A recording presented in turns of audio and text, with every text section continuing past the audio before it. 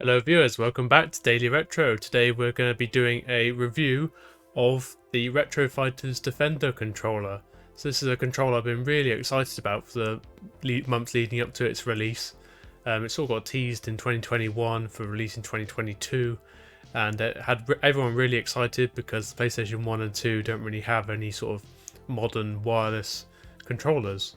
It also works with the PlayStation 3, as I will show in a little bit. But yeah, we're going to jump straight into it. So I actually picked up two of these controllers. As you can see, this is the box for said product. Does advertise on the front that it works with the PS1, 2 and 3.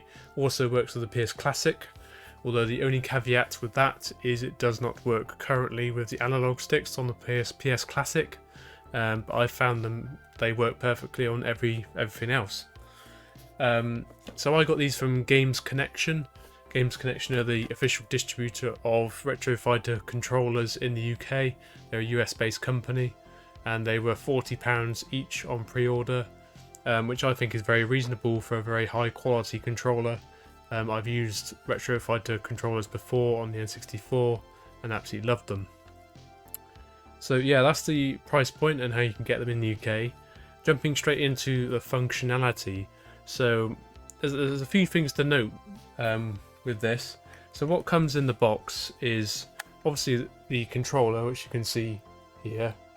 Very lightweight in my hand was the first thing I noticed, and the wife actually. Very well designed product. But in the box anyway, it comes with obviously the controller, a USB dongle. This is a wireless dongle to plug into a computer or the PS3, and then yeah, you're up and running pretty much instantly. Also comes with a USB-C charging cable, as that's probably obvious at the top there. You've got a USB-C charging port. If it's going to focus, here we go. And yeah, the battery life I've been very impressed with so far. I'm not really sure on the maximum, but I've used them for probably 4 or 5 hours so far, and I've not even had any warnings that they're going low, so I would probably presume at least 10 hours worth of battery on a full charge, which is really impressive. So yeah, that's what's in the box. Finally, that's in the box is the PS2/PS1 receiver. So this has the usual port connection for the PS1 or PS2, and these are generally synced with the controller you've bought. I actually bought two controllers, so we've been playing a lot with these controllers on PlayStation 2. A great way to get back into the PS2 if you're looking for something just to sort of jump in easily. Yeah, they've sort of reinvigorated our love for the PlayStation 2, and I bought two, one for me, one for the wife. And anyway, that means that there were obviously two of these receivers. So one caveat with that is the PS2 you see behind me. If I were to have both of these receivers plugged in at the same time and then turn it on, you'll see both are flashing. So both flashing means that they're ready for a controller to connect. But if you've got two in at the same time, and this will be the same case with a multi-tap if you had more than two controllers as well, then you would press the home button on the controller, see it's flashing red, to sort of sync with the receiver, but that does not work. Even if you press, there is a sync button on the back of this controller. Even if I was to press that, which I will do now, still no difference to the sync status of the receivers on the PlayStation 2. They're both still flashing and the controllers is still flashing. This is because there's just a basic conflict basically, so they're both looking for the same controller, and two receivers can't connect to one controller, if you see what I mean, so they can't really sort themselves out. This is remedied literally very simply just by pulling one out, and you see as I did that, instantly the red light stays solid, and then the controller is connected. I'm not sure if you can see the red light. There you go. This is not too much of an issue, to be honest. And then for getting the second controller synced, I can then just plug that in, grab my second controller, oops, not the mic, and then press the home button to turn it on. And then, as you can see, that is synced as well. So yeah, that's just a little gotcha. It's not really a bug as such. Was a bit weird when I first discovered it, but I guess a lot of people will not have discovered it either, because there's most of these people who buy these controllers are just going to be playing one player or single player stuff. But yeah, I thought I'd just show you that, guys, just in case you ever come across that issue if you're buying more than one. But yeah, as you can see, these controllers, when they sense that they're not connected to anything, they sort of flash the reds. This just means that they're looking for a connection, but I think the timeout on them is about 2 minutes. So if you're not using this controller for about 2 minutes, it just turns itself off, which is quite nice. It saves the battery. Not just going to poll constantly and drain the battery. So yeah, that's a nice feature as well.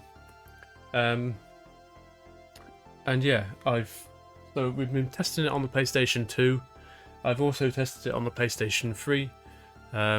Both were sort of button bashing games, particularly on PlayStation 2. I was playing NHL Hits Pro, which is a real button basher multiplayer game with wife. And then for the PlayStation 3, I was actually using the dongle. So I was expecting to have to do something on the computer for the PS3, but literally all I did to make it work was actually plug it in the PS3, turn the controller on with the home button, and then press the sync button, and there'll be a solid red light on that dongle, the same as you get on the PS2 receiver. And that worked out the box, which I was really chuffed with. Works perfectly with the PlayStation 3. I've been playing Need for Speed Carbon on it just to test it out. And yeah, really enjoying it. I would go as far as to say this is the best PlayStation 2/3 controller, and PlayStation 1, but I've just not been playing much PlayStation 1 controller ever made. A big sort of thing to live up to, I know, but this is no joke. This controller is incredible. So that leads me on to, lastly, the sort of functionality of actually playing it. So you want to know build quality, what it feels like to play with, and yeah. So as you can see, it's sort of, you've got a very it's quite a stiff analog stick. It's the same case on both sides. But the buttons were the thing that I was particularly impressed with. You can sort of hear a very satisfying click from all of the main buttons. The D-pad was also quite satisfying. Has sort of a more rubbery feel, but it's still quite stiff. Not a sort of a cheap feel. Not a cheap feel at all to any of it. The L1 and R1 and L2 and R2 are both nice and clicky as well, but again they feel very taut, very high build quality. And something we definitely noticed was, if you compare this to the PlayStation 3 DualShock 6-axis controller, they feel very similar in weight, and that is a very lightweight controller as it is, but yeah, very similar in weight, but this actually feels more comfortable in my hand than the official PlayStation 2/3 controllers, which were very similar in design. So yeah, I would highly recommend getting one of these controllers. These were not sponsored by any company for anything for this video. Just rave reviewed from myself because yeah, it's reinvigorated my love for the PlayStation 2 and the PlayStation 3, and I'm sure it will for the PlayStation 1 at some point. I would give them a 9 out of 10 purely because that last 1 out of 10 was the PS Classic functionality. So I do have a PlayStation Classic, but I've just been using my PlayStation 4 controllers with those because I've got the 8-bit dongles for those, and that works really nicely. So I'm not really too fussed on that side of things. But yeah, it would be nice to have that functionality on this controller. It is very easy to sync between the consoles, which is another amazing feature of it. But yeah, really chuffed with this controller, guys. And I'll leave a link down in the description for where you can get them in the UK and the US as well. If you're outside of the UK, I'm pretty sure they ship to most countries. But yeah, that's it for this video, guys. If you've enjoyed or got any questions, leave a comment down below, and don't forget to like and subscribe. We'll see you very soon. Cheers.